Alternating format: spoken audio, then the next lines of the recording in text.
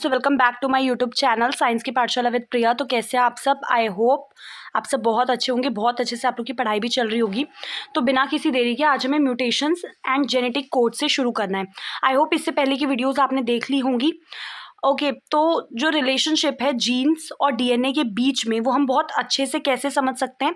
जब हम म्यूटेशन की स्टडी करते हैं। और म्यूटेशन क्या होता है? जब अचानक से कोई भी सडन चेंज आ जाता है किसी भी फैक्टर की वजह से। ठीक है, अब आपने क्लास 4th में हमने इसके बारे में पढ़ाई था। ठीक है, अब जैसे जो असर होता है बड़े बड़े डिलीशंस का या फिर रीअरेंजमेंट का, दोबारा से जो अरेंज हो जाता है सेगमेंट डीएनए का, वो बहुत ईजी है समझना। इट में रिजल्ट उससे क्या हो सकता है? या तो गेन हो सकता है या तो लॉस हो सकता है जीन का, और वैसे ही उसके फंक्शन के साथ भी हो सकता है। तो जो इफेक्ट ऑफ पॉइंट म्यूटेशन यहाँ पे समझाया गया है, ठीक है, जिसमें कि आपको एक क्लासिकल एग्जांपल दे रखा है कि पॉइंट म्यूटेशन क्या होता है। जब आपके सिंगल बेस पेयर में कोई भी चेंज आ जाता है in the gene for beta globin chain, जिससे कि आपका पूरा का पूरा अमीनो एसिड जो बनेगा वही चेंज हो जाता है। जैसे आपने सिकल सेल अनीमिया में देखा था, ग्लूटामेट की जगह वेलिन हो गया था। ठीक है, तो इससे कंडीशन बन जाती है आपकी सिकल सेल अनीमिया वाली। अब जो पॉइंट म्यूटेशन का इफेक्ट होता है उससे बेसिकली होता क्या है? या तो वो इंसर्ट कर देगा या तो डिलीट कर देगा स्ट्रक्चरल जीन में से किसी बेस को, जो हम यहाँ पे एक एग्जांपल से समझ सकते हैं। जैसे कि आपको देखो, आपको ये स्टेटमेंट को कंसीडर करना है, ठीक है, जिसमें कि 3 लेटर हैं जैसे जेनेटिक कोड में होते हैं। जैसे Ram has a red cap, ये आपका नॉर्मल एक कोड है। ठीक है, 3-3 के उसमें अरेंज है। अगर हम बीच में, जैसे हमने यहाँ पे बी को इंसर्ट कर दिया, तो अगर हम यहाँ पे दोबारा से आई को इंसर्ट कर दे तो ये कुछ अलग बन गया, ये भी कुछ अलग हो गया। और अगर हमने यहाँ पे जी को इंसर्ट कर दिया तो ये एक अलग पूरा कोड ही बन गया, कोडॉन। ऐसी एक्सरसाइज आप रिपीट कर सकते हैं, आप लेटर को डिलीट करके देख सकते हैं, तो ये पूरा अजीब बन जाता है, आप इसको रीड नहीं कर पाएंगे। तो कंक्लूजन जो ऊपर की एक्सरसाइज से निकलती है इज़ वेरी ऑब्वियस कि अगर आप कुछ भी इंसर्ट करते हैं या फिर आप एक या उससे 2 बेसिस को डिलीट करते हैं, तो जो चेंजेस हैं उससे क्या होता है, रीडिंग फ्रेम में जो आप पढ़ने वाला जो फ्रेम है उसमें चेंज आ जाता है। ठीक है, या तो इंसर्ट हो जाएगा या तो डिलीट हो जाएगा। हालांकि ऐसे म्यूटेशंस को हम लोग क्या बोलते हैं? ऐसे म्यूटेशंस को हम लोग बोलते हैं फ्रेम शिफ्ट इंसर्शन। आपको नाम से पता चल रहा होगा कि कुछ इंसर्ट होने की वजह से फ्रेम जो है वो शिफ्ट हो गया, आगे पीछे हो गया है। या फिर डिलीशन म्यूटेशन, कुछ डिलीट होने की वजह से म्यूटेशन हो गया है। अब जो इंसर्शन और डिलीशन होता है 3 या मल्टीपल बेसिस का, उससे क्या होता है? या तो इंसर्ट या तो डिलीट हो जाता है इन 1 और मल्टीपल कोडॉन, हेंस 1 और multiple amino acids, and reading frame जो है remains unaltered form from that point onwards. ठीक है, अब आज का मेन टॉपिक जो है ये 5 स्टार से भी ज़्यादा इंपॉर्टेंट टॉपिक है। अब टीआरएनए की बात करेंगे जो कि आपका अडेप्टर मॉलिक्यूल है। फ्रॉम द वेरी बिगनिंग, बहुत स्टार्टिंग से ही, जब प्रोपोजिशन ऑफ कोड, इसके बहुत शुरुआत से it was clear to Francis Crick कि कुछ तो मैकेनिज्म है जो कि इन कोड को पढ़ता है and also to link it to the amino acid से जोड़ता है। बिकॉज अमीनो एसिड के पास कोई भी ऐसा स्ट्रक्चरल स्पेशलिटी नहीं है कि वो यूनिकली इन कोड को पढ़ सकें। ठीक है, तो कुछ तो ऐसा है जो इनको रीड करने का काम करता है। तो वही काम कौन करता है? Adapter molecule. तो ही पॉस्टुलेटेड कि ना एक अडेप्टर मॉलिक्यूल प्रेजेंट होता है जो कि आपका क्या करेगा, that would on one hand, एक तरफ तो वो रीड करेगा उस कोड को और दूसरी तरफ क्या करेगा, स्पेसिफिक अमीनो एसिड को बाइंड करने का काम करेगा।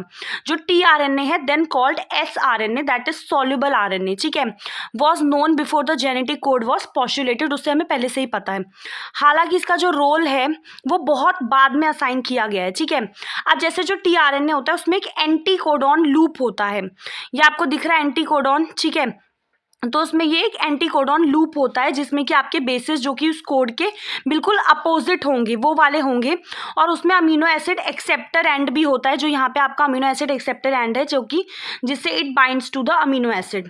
टीआरएनए जो है वो हर अमीनो एसिड के लिए स्पेसिफिक होते हैं। इस लाइन को बहुत अच्छे से याद रखिएगा कि जो टीआरएनए है वो हर अमीनो एसिड के लिए स्पेसिफिक होते हैं। ठीक है, इनिशिएशन के लिए आपके पास अनदर स्पेसिफिक टीआरएनए होता है जिसको हम क्या बोलते हैं, इनिशिएटर टीआरएनए।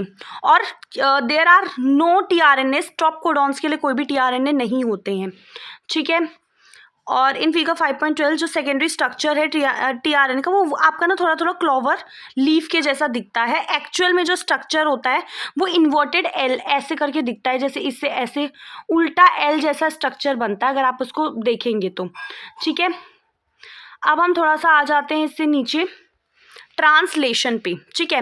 अब ट्रांसलेशन होता क्या है, ट्रांसलेशन एक ऐसा प्रोसेस होता है जिसमें आपका अमीनो एसिड बनता है, ठीक है, polymerization of amino acid. Polymerization में क्या होता है, बड़ी सी चेन बनती है अमीनो एसिड की to form a peptide, polypeptide. अब द ऑर्डर और जो सीक्वेंस होता है अमीनो एसिड का, उसको हम कैसे डिफाइन करते हैं कि जो आपके बेसिस के सीक्वेंस होते हैं एमआरएनए में, उससे हम उसको डिफाइन करते हैं। अब the amino acids are joined by a bond. Amino acids जो हैं वो आपस में एक बॉन्ड से जुड़े रहते हैं। जैसे आपका ये एक कोई अमीनो एसिड है, ये कोई अमीनो एसिड है, ठीक है, इनके बीच में बॉन्ड होगा जिसको हम क्या बोलेंगे, पेप्टाइड बॉन्ड। तो ये आपस में आपके पेप्टाइड बॉन्ड से जुड़े रहते हैं, ठीक है। अब देखो, जो अमीनो एसिड के फॉर्मेशन में ना आपके एनर्जी की ज़रूरत पड़ती है, इसीलिए जो पहला फेज़ होता है उसमें अमीनो एसिड आपके एक्टिवेट होते हैं in the presence of ATP, और जाके अपने जो साथ वाला जो उनका वाला जो टीआरएनए होगा उससे जुड़ जाते हैं। और इसी प्रोसेस को हम क्या बोलते हैं, चार्जिंग ऑफ टीआरएनए या फिर अमीनो एसाइलेशन। तो आपको याद रखना है इसमें क्या होता है, एक्टिवेशन और लिंक्ड हो जाते हैं अपने जो भी उनका वाला टीआरएनए होगा, स्पेसिफिक होता है ना ये। अगर two such RNA, if two such charged tRNAs are brought close together, अगर ऐसे दो चार्ज को हम पास में लाएंगे तो उनके बीच में पेप्टाइड बॉन्ड बन जाता है, ठीक है। अब the presence of a catalyst अगर प्रेजेंट होगा तो वो इसको और ज़्यादा एनहेंस कर देगा, ठीक है। अब जो सेलुलर फैक्ट्री जो है रिस्पॉन्सिबल होती है प्रोटीन बनाने के लिए, वो आपका राइबोसोम होता है। और राइबोसोम में आपका स्ट्रक्चरल आरएनए होता है और 80 अलग अलग तरीके के प्रोटीन्स होते हैं। अब अगर ये अपनी इनएक्टिव स्टेज में है तो ये आपका दो सब यूनिट के उसमें एग्जिस्ट करता है, एक आपकी लार्ज और एक स्मॉल। जैसे कि आपको इसमें भी दिख रहा होगा, ये स्मॉल वाली है और ये ऊपर वाली जो है ये लार्ज वाली है, ठीक है। जब स्मॉल सब यूनिट जो है इसमें आपका ये एमआरएनए आता है, ये आपको दिख रहा होगा, ठीक है। तो आपको ध्यान रखना है स्मॉल वाली सब यूनिट में आपका एमआरएनए आता है, ठीक है। तो जो प्रोसेस होता है ट्रांसलेशन का वो शुरू हो जाता है। तो देयर आर टू साइड्स। अब जो बड़ा वाला ये वाली जो सब यूनिट होती है ना, इसमें ये जो आपको दिख रहे हैं ये दो साइड्स प्रेजेंट होते हैं, ठीक है, for subsequent amino acid to bind to and thus be close enough, ताकि उनके बीच में पेप्टाइड बॉन्ड की फॉर्मेशन हो सके। अब जो राइबोसोम होता है वो आपका कैटलिस्ट की तरह काम करता है। राइबोसोम को याद रखना, कैटलिस्ट की तरह काम करता है। आपका बैक्टीरिया में क्या होता है, 23S RNA in bacteria is the enzyme ribozyme, ठीक है, जो आपका पेप्टाइड बॉन्ड फॉर्मेशन में हेल्प करता है। अब इसके बाद जो ट्रांसलेशनल यूनिट है एमआरएनए में, वो बेसिकली सीक्वेंस होता है आरएनए का, दैट इज फ्लैंक्ड बाय, उसमें स्टार्टिंग आपका कौन सा होगा, स्टार्ट कोडॉन होगा and stop codon and codes for polypeptide, ठीक है। अब इसके बाद जो एमआरएनए होता है उसमें कुछ एडिशनल सीक्वेंसेस भी होते हैं जिनको आपका ट्रांसलेट नहीं करना, उनको हम अनट्रांसलेटेड रीजन्स बोलते हैं। जैसे ये प्रॉपर आपका एमआरएनए है, ठीक है, थोड़ा सा कोऑपरेट कीजिएगा, ये थोड़ा सा रुको। जैसे मान लो कि यहाँ से यहाँ तक ये आपका अब इतना बड़ा वो है और इतना ही रीज़न हमें क्या करना है, सिर्फ इतना ही रीज़न हमें ट्रांसलेट करना है, ठीक है। तो ये जो रीज़न बच जाएगा ये क्या कहलाएगा, अनट्रांसलेटेड रीजन्स, जिसको ज़रूरत ही नहीं है, ट्रांसलेट करना ही नहीं है, ठीक है। अब जो यूटीआर्स होते हैं वो आपके प्रेजेंट एट बोथ 5' एंड पे भी होंगे और 3' एंड पे भी होंगे। इनकी बस ज़रूरत पड़ती है ताकि अच्छे से ट्रांसलेशन का प्रोसेस हो जाए। अब फॉर इनिशिएशन जो राइबोसोम होते हैं ना, वो आपका एमआरएनए से बाइंड करता है, ठीक है। अब राइबोसोम जैसे आपका एमआरएनए है, ये एमआरएनए से इस राइबोसोम ने बाइंड किया, ठीक है, स्टार्ट कोडॉन पे, और फिर वहाँ से आपका that is recognised only by the initiator tRNA. उसके बाद फिर आगे आगे चलेगा और आपका प्रोटीन सिंथेसिस का काम शुरू हो जाएगा।